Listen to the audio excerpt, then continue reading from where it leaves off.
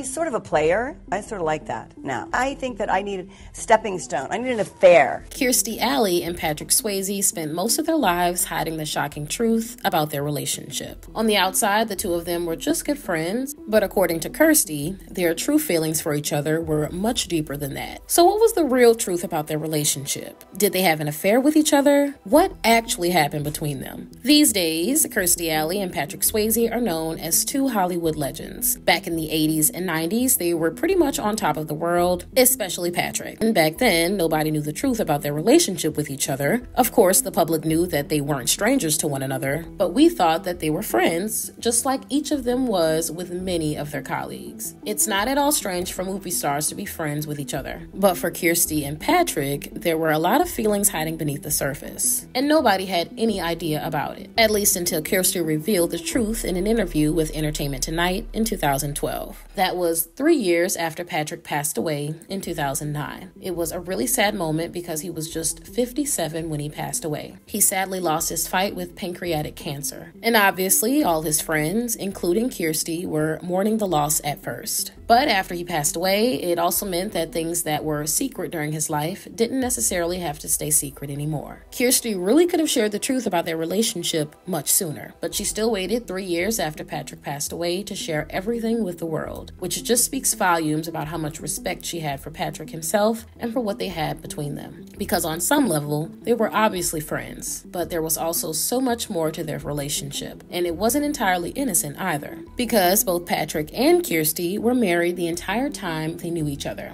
And that was really the problem for them, Kirstie explained, because if that wasn't the case, things might have gone completely different for them. If they met at a point when they both were single, Kirstie said they would have probably ended up together. But obviously, that's not how things went for them. The two of them really got close for the first time when they were filming together for a series called North and South. It was a historical miniseries set around the time of the Civil War, and both Patrick and Kirstie had pretty big roles in it, which just meant they spent a lot of time together on set. And that was when they really grew closer than a regular couple of friends would be, because according to Kirstie, that's when the spark started flying. They just got talking and they discovered they fit together really well. But the problem was that neither of them was single when they met. Patrick married his wife, Lisa Nemi, in 1975. Kirstie got married a couple of years after him in 1983. But that was actually already her second marriage. She married her first husband in 1970. He was her high school sweetheart, but their relationship didn't last and they got divorced in 1977. Her second marriage was to Parker Stevenson, who was also an actor like Kirstie. What's interesting is that Kirstie got married to Parker in 1983 and North and South came out in 1985. But obviously, the filming would have happened sometime before that. And Kirstie actually said that it took a whole year to film the whole series, which probably means that she and Patrick were filming together for all of 1984. At that point, Kirstie wasn't even married for a year yet, but it didn't matter that it hadn't been long. She was still married and so was Patrick. So the relationship they were just starting together could have easily become an affair. Kirstie made it clear that there was definitely a lot of attraction between them, and part of them definitely wanted it to happen. Kirstie, at least, said she definitely wanted to have an affair with him on some level, but being faithful to her husband was also really important to her. She didn't want to cheat on him, and Patrick was in a really similar situation, it would seem. So they didn't end up having an affair, at least not a physical one. But Kirstie actually said that in her opinion, what she did with Patrick was even worse than an affair, because their relationship might not have been physical, but she did fall for him, and from the sound of it, she fell pretty hard. She even admitted that one time she actually tried to start an affair with him, an actual physical one. She said that one day after a night of partying, she was just fed up with keeping her feelings in check all the time. She'd had enough and she was ready to give up and just start an affair. She apparently came up to Patrick and told him she wanted to be intimate with him. She said to him, "Let's just do it. I don't care anymore." But it was actually Patrick who prevented that from happening. Because the thing is, at that point, Kirstie was definitely intoxicated. She had spent the whole night partying after all,